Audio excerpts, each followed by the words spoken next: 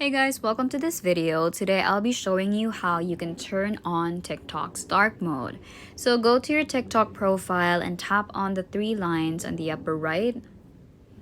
Tap on settings and privacy. And then scroll down and under content and display, tap on display.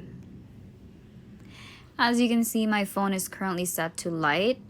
If I tap on dark, then TikTok will automatically just switch to dark mode.